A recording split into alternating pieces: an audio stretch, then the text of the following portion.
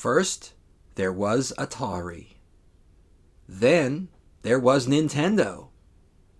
Now, the next generation of mini video game machines is here. TurboGrafx 16 Mini, 57 games, authentic controllers, half the original size. PC Engine Mini with slightly different games for the Japanese market. Core Graphics Mini, pretty much the same thing as the TurboGrafx Mini but sold in Europe. Multi-tabs available. TurboGrafx 16 Mini, PC Engine Mini, Core Graphics Mini, the higher energy mini video game. This is GTV. Obey. The day has finally arrived, March 19th, 2020, and with it, the release of the PC Engine Mini, TurboGrafx 16 Mini, and Core Graphics Mini. Well, that was the plan until something called the coronavirus got in the way. Now everything is on hold, unless you live in Japan and pre-ordered before March 5th. If you did, then a winner is you. Whether you can get one or not, can you believe that this actually exists? A TurboGrafx 16 Mini. It seems unreal, but in the crazy world we live in, I guess anything can happen. We all know the history behind the original machine, the PC Engine, debuting in 1987, which stood toe-to-toe with Nintendo in Japan, later came to America as the TurboGrafx 16 in 1989, and unofficially hitting a few European markets in 1990. The PC Engine was a collaboration between Hudson Soft, who designed the machine and made many of the games, and NEC, who built and shipped the units. The PC Engine had a long life in Japan, and though not popular in the US, stuck around for a good while too. After the PC Engine and PCFX had its run, NEC went on its way, making various home electronics, while Hudson kept making games, only to go bankrupt about 10 years ago. Konami scooped the company up. We all hoped Konami would keep the Hudson name alive, and while they did eventually do a few things with their newfound assets like Super Bomberman R, it seemed like most of the old Hudson would just stay dormant.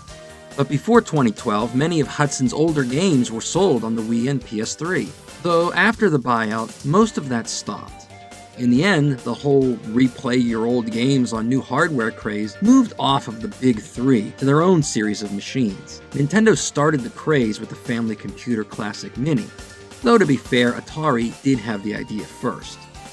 After the FC Classic, more machines from Nintendo, Sony, and Sega rolled down the pike.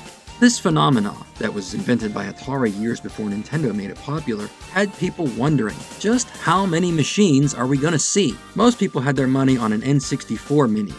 Why? I mean, who even had one of those? Some people thought that the PC Engine would be good to make as well, but there was one little problem with that. Those online Wizards of Smart figured that if such a machine would exist, it would be relegated to Japan-only status. It seemed crazy that Konami would bother making a TurboGrafx 16 Mini, as the original sold so few units in America. But in Japan, things were different. So it seemed the PC Engine Mini, at least in Japan, would be practical. So it was a giant shock, to say the least, when on June 11th, 2019, Konami announced the PC Engine Mini alongside the TurboGrafx 16 Mini and Core Graphics Mini for worldwide release. That's right, every place on Earth, or just near about it, would be getting one. Die-hard TurboGrafx 16 fans rejoiced, all 279 of us, and the hipsters who act like they were there from day one were excited as well. We know who you are. These minis were sold only through Amazon, with pre-orders opening at midnight on Love Day, July 15th, 2019. I was the very first person on Earth to secure one, a fact later acknowledged by Konami themselves. With a pre-order set, all we had to do was wait until the release date, which was March 19th, 2020. Why so long? Working demo units were already on display in June. 2020? That's a whole different decade. But we can put that behind us now, because March 19th, 2020 has finally arrived. Let's unboxing. It's about 9 a.m. here in Japan, and I just got my delivery from Amazon. Now, because of the coronavirus situation, I only got the PC Engine Mini, though I did pre-order all three at the time, and I thought I would get them all today, but I didn't. So let's open it up and take a look. First, the PC Engine Mini. It comes with the unit, of course, one controller, HDMI cable, and legacy USB-A cable for power. No power plug. And we've been through this 29 times already. The power plug is not included with the machine. No mini machines at all, at least in Japan, have ever come with a power plug. They are sold separately, but if you have any iPhone charger, that works.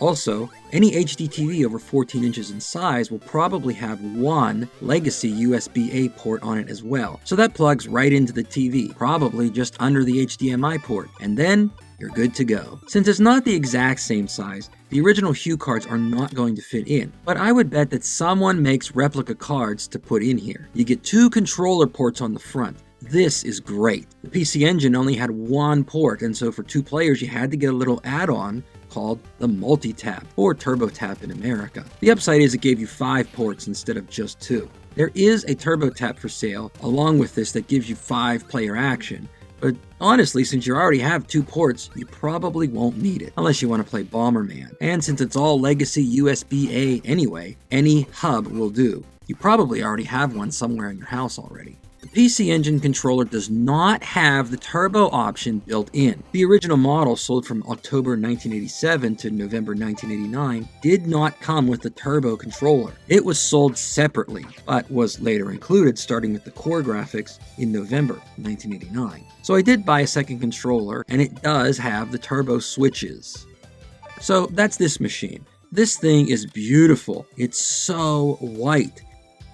When this was announced, a lot of people were surprised by the announcement of the TurboGrafx Mini for Europe. Actually, from what I've read, it's only sold in the UK, France, and Italy. Most people have heard that the TurboGrafx was going to be sold in Europe, but NEC canceled it after the first year in America wasn't what they expected. And that's true, but the PC Engine was imported into Europe, but you don't really hear much about it. But the reason why Europe got the TurboGrafx was not just to have something different. The TurboGrafx was semi-popular there. A friend of mine, Exoset, gave me all the info because his aunt worked for the company that imported the PC Engine into France. A company called Sodepang imported TurboGrafx machines, adapted them for French TV standards, and resold them. They sold the TurboGrafx, the SuperGrafx, the CD-ROM, pretty much everything. The name Sodepang is short for Société de Distribution de la PC Engine. Sorry about the bad accent. It ran from 1990 to 1993. PC Engine games were even reviewed in French magazines. The TurboGrafx cost 2,500 francs in 1990. That equals about $500 US at the time. It sold about 500,000 units in France. Now that's not a huge number these days, but keep in mind that these were mail order, gray market, expensive imports. It could have been a lot less. Try to imagine that 500,000 people spent more money on this than a C64, NES, or Mega Drive just to get a PC Engine. None of the games were in your language, and even though many people in France understand English, many games had no English in it, and there was still a strong demand for these. So I'm sure there will be a lot of happy 40-year-olds over on the continent when this becomes available. Now, let's set them up on the old wood grain HD TV and see how they look. A nice addition to the family. Okay, so let's take a break, and during the commercial, I'll hook this up and we can take a look at the games. この番組はご覧のスポンサーの提供でお送りします。今度の新型爆弾ってさ、蹴るとね、蹴ると、うわー！5人対戦バトルアクション。ボンバーマン93ドカーンと登場。Welcome back! Now I'm a big hardware buff, so to have this is very exciting for me, but a machine is worthless without games to play on it, so let's talk about them. It's not as bad as other minis, but there are a few differences. First, all 3 machines, PC, Turbo, and Core, all have the same games, except the PC Engine Mini does not have Salamander. The Turbo and TurboGrafx do not have Tengai, Makyo 2, and Tokimeki Memorial. Splatterhouse is on all 3, but the PC Engine version is the Japanese one, and the other 2 are not. So that's it. Everything else is the same, with 57 games in total, 58 in Japan. The games were handled by M2, who did the Mega Drive Mini, and so things are very similar. You can change regions, but for some reason, only a few games have both regional variants available. The menus are awesome. The best out of any mini out there. First of all, it's very customizable. Even with the white PC Engine, it's easy to change languages and read the menus in English. You can also change the machine layout to any of the 3 versions. When you play a game, a replica of the game card goes into the machine, while little PC Engines dance around. A CD game shows the CD running on the screen. The save files also show the machine connected to a memory unit, called the Turbo Booster Plus in the US. Very cool. The games also show the end labels from the game cases. These are all the Japanese format because that's the only place that differentiated if the game was a card or a disc. There are a few backgrounds to choose from. They're not so great, except one of them is a Turbo Express. I really like that. Let's go through some of the more interesting games, at least the ones I predict people might be playing right away. Let's start with Gate Ball. It's a strange thing that there was a game like this, but this is video croquet, which they call Gate Ball in Japan. Mostly kids and the elderly play this in parks in Japan, and it's neat to see because it's, as far as I know, the only video game version of this sport. It wasn't the only unusual sport the PC Engine had, as there was also a kickball game, which is basically baseball, but it was pretty fun too, and I kinda wish it was on here.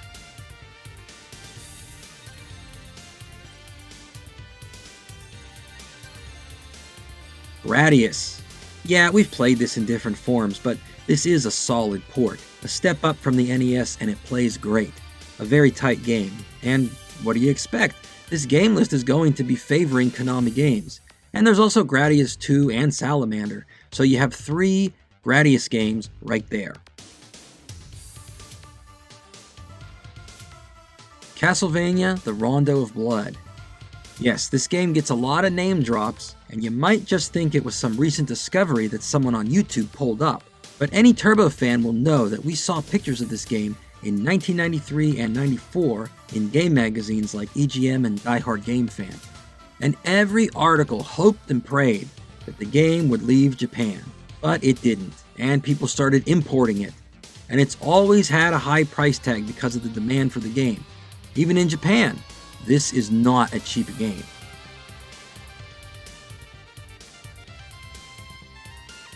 Snatcher. Now I think people are excited for this, but it's going to be a letdown because it's in Japanese only, and it's a very text-heavy game, so you probably won't be playing it very much, sad to say. Maybe you can randomly push your way through, but you're going to need JLPT N2 or higher for this one. Star Parodier. This is the parodiest-style game of the Star Soldier series. Very cute, very colorful, and very funny. It's really challenging too, and my favorite part, probably everyone's favorite, is the PC Engine is a playable character, and one of his weapons is CDs. Another game heavily covered in magazines at the time, with everyone saying that this is what the TurboGrafx needed to compete. And we never got it, like usual.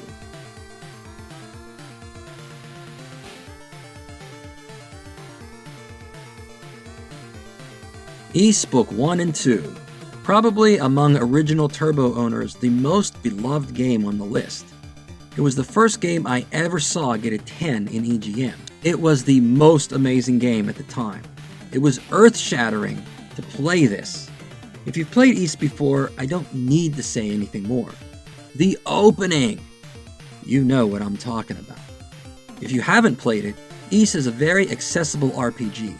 It has aged pretty well, and isn't very level grindy, nowhere near the level of Final Fantasy or Phantasy Star, because the battles are head-on, right on the map. Just run into the enemy. It's a long game, never gets boring, and the dungeons are tough. I will say that, without argument, this is the best US TurboGrafx game.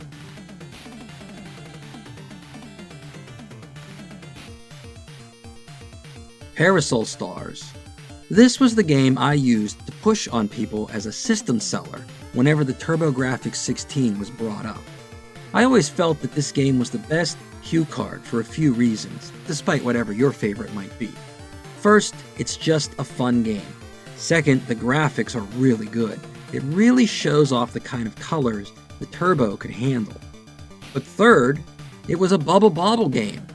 It was really easy to put across to people what it was, and I always felt it made it easy to pull people over from the NES to our side.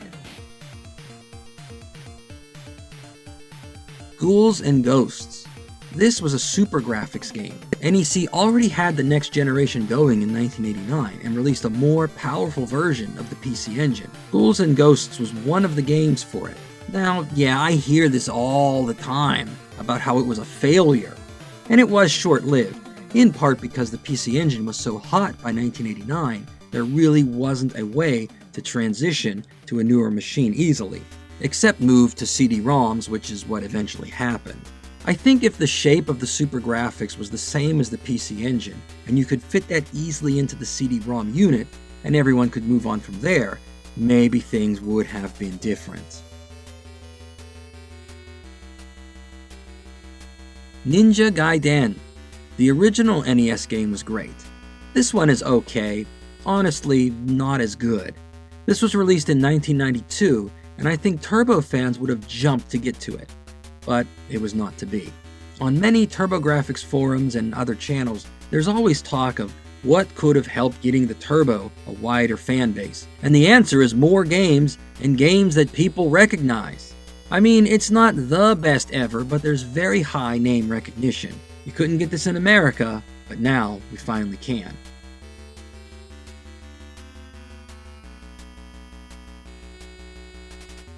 And I have my own personal favorites too. JJ and Jeff, my all-time favorite Hue card game, Air Zonk, New Adventure Island, Newtopia, Galaga 88, and I'm sure you have some of your favorites on here too, and some new games you want to try out. I am disappointed there isn't Pac-Land, Cosmic Fantasy 2, or any Valis game, as well as East 3. But what are you gonna do? Nothing's perfect. What are your favorite games on here? Which ones do you wish had made the cut? Leave a comment and let her rip. Let's take a break, and when we come back, I'm going to show you this book that came out in Japan that explains everything you ever wanted to know about the PC Engine. この番組はご覧のスポンサーの提供でお送りします。 Let's spend the night together, dear. Bonnie and I are together having fun. It's after cooking. You are city done. You hope that look at the bright side of your life. 家中楽しいソフトいっぱい CD ロムゲームマシン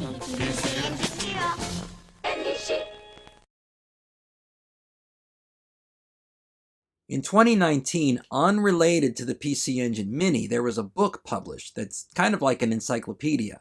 It's called The PC Engine, PCFX, Perfect Guide. There are actually different versions published for Sega, Nintendo, and Sony too. It lists each game with release dates and price info, and there's lots and lots of cool info in here that you've never heard of, and I've never heard of. This was not made for the PC Engine Mini, though there are already books about that in the pipeline that will hit bookstores soon. This was actually published on March 26, 2019, so there's no knowledge of the Mini at all at the time. It covers the PC Engine and PCFX. So here's a list of the coolest points I found reading this book. It talks a little bit about the partnership that NEC and Hudson had, and this book seems to favor NEC a little more than Hudson, maybe because they still exist. And it talks about the name PC Engine being chosen to reflect the NEC PC 9800 line and trying to create some brand uniformity even though the machines are not compatible. Also, PC was chosen to show some power because Nintendo had the family computer and NEC wanted to show that the PC Engine was better. It does say very clearly the opinion of the time was that the term PC had the impression of something that was very powerful. But you know, the term PC Engine is barely seen on any games. They have this logo, HE System. According to this book, HE means home entertainment, and so whatever you saw this mark on meant it was PC Engine compatible. It does go through each iteration and also every peripheral. On September 29, 1989, NEC and Hudson released the Artist Tool, which is kind of like a sketch pad, and it also had a printer. When the core graphics came out, the original PC Engine was retired, and part of that upgrade was the AV output. But just in case your TV didn't have any, they released an RF adapter. I used these things on every SD TV I've ever had. The PC Engine GT, aka Turbo Express. GT stood for Game and Television because that's what you could do on it. Play games and watch TV. 44,800 yen in 1990. That's a lot of money, but those train rides to work are long and boring.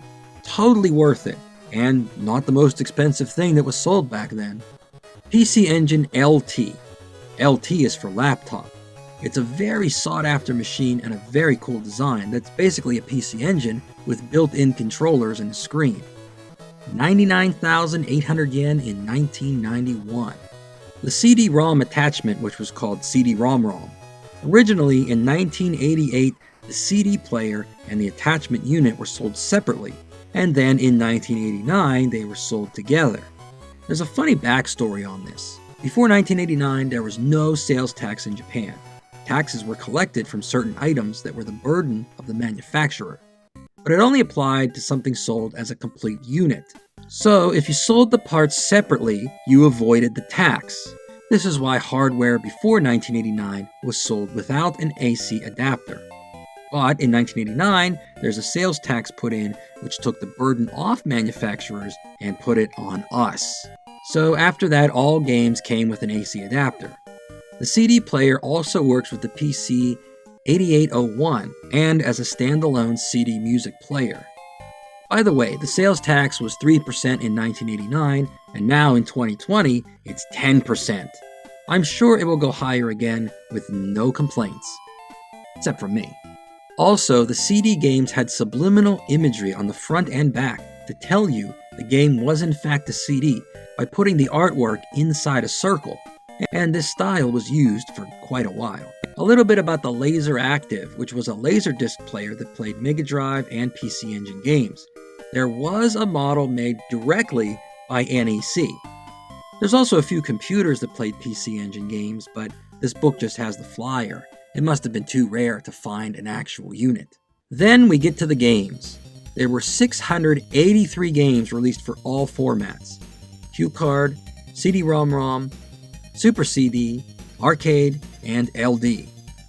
Only 5 games released in 1987 and 22 in 1988.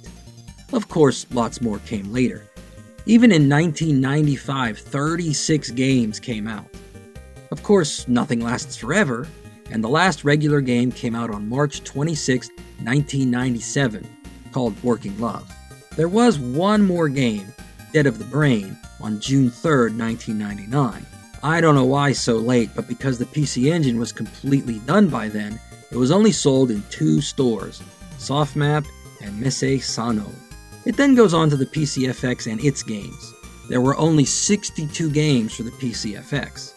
I thought the tower design was a very cool concept, but competing with the PlayStation and Saturn, the PCFX just didn't catch on. Let's take one final break, and then I'll render my final verdict on whether this Mini is right for you. この番組はご覧のスポンサーの提供でお送りします。伝説は語るピース。かつてこの地上に映画を誇った理想郷だが、恐るべき魔物により一夜にして滅び去り、映画のすべては無に帰した。貴様らに魔物の恐ろしさを思い知らせてやる。さあ来い。ピース新しき伝説 by Addison. So here we are at the end. Thanks for staying. I hope you enjoyed story time. Now it's time to weigh the pros and cons of the PC Engine Mini. You get a slightly smaller PC Engine or TurboGrafx, 1 controller and 57 games. About 20 are truly classic, and the rest, well, it's up to you to decide if that's what you like or not. It has original theme packaging, and it costs $100 plus tax, and you can only buy from Amazon. Here are the pros. Lots of expensive games.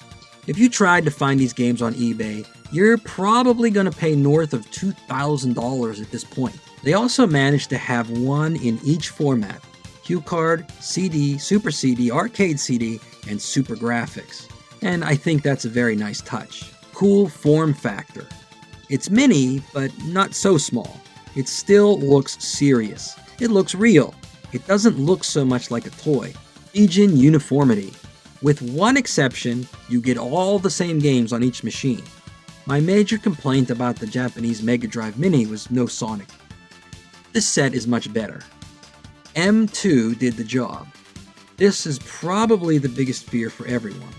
How are the games going to play? M2 knows their stuff. I can trust them, and they came through. I mean, if the games don't play decently, what's the point? And lastly, 2 controller ports. Turbo taps are not required for you and one friend. Here are the cons, as I see them. Amazon only. I'm not going to say this is just a corporation being all, corporation-y here, but you have only one choice. This sets the price in stone, and you actually can't try one out in a store either. And if you're here all the way to the end of this video, you love the PC Engine, but there are people who don't know much about it, and this general, middle-of-the-road user is who decides what's popular or not by buying it. And I really think Konami is throwing away an opportunity here. We all want this thing to succeed. No turbo on the PC Engine Mini. The Japanese controllers, while authentic, are not the best ones. Many games are unplayable. If you don't know Japanese, you won't be playing them. Simple. Price. I always complain about price, but that's because I actually pay for everything I use. 11,500 yen for this. $100 US. It's just too much. $79.99, I think that'd be much better. Is the TurboGrafx 16 Mini or CoreGrafx Mini in Europe for you? If you're a die-hard TurboGrafx fan, the answer is yes. The games are a great value because even to just buy Sapphire, it would cost several $100s. The machine is pretty sturdy, and these controllers are the same as the originals. Also, giving a little bit of personal tilt, if you're a TurboGrafx fan and you're familiar with these games, you'll want to show your fandom for them and go out and get them. Probably everyone who was an original owner already has this coming anyway. If you never owned or played a TurboGrafx before, the answer is still yes. The games are great, and if you want to get into turbo games, it's very expensive. So just go get this and you'll be very happy. If you aren't a super fan and have played these on Wii or PS3, or you just like to emulate, the answer is no. You probably have the best games like Ys already, and if you have no attachment to the original machine, just stick with what you have, because $100 is a lot of money, especially if it's for something you already have and it's not your favorite thing. I also do not expect a price cut at all until this is discontinued and the final units are left collecting dust. This is only for sale at Amazon. There's no competition between stores, and it looks like to me, Konami is only going to make a few. I think that's what's up with the 9-month wait. Let's leave coronavirus out of this.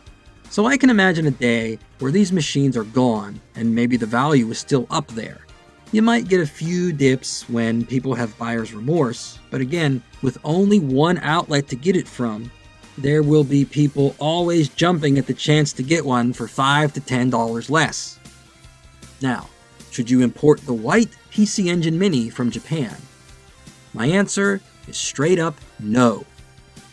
All of the games except for Salamander are already on the non-Japanese machines, and instead of Salamander, you get Tokimeki Memorial. Not a good trade-off for most of you. Also, you don't get a turbo controller, and will probably pay more to get it shipped. If you like the design of the machine, then get the CoreGrafx, because it's the same shape, and it's probably better for you in the end. Of course, if you love the PC Engine and you're rich, nothing's gonna stop you, but this is just how I see it. I hope you enjoy your new machines, whether they come today or later. For now, I'll be playing mine, and I'll be reading comments and answering questions. I always read everything, and I always reply. so don't be afraid to leave a comment. We'll see you next time. Thank you.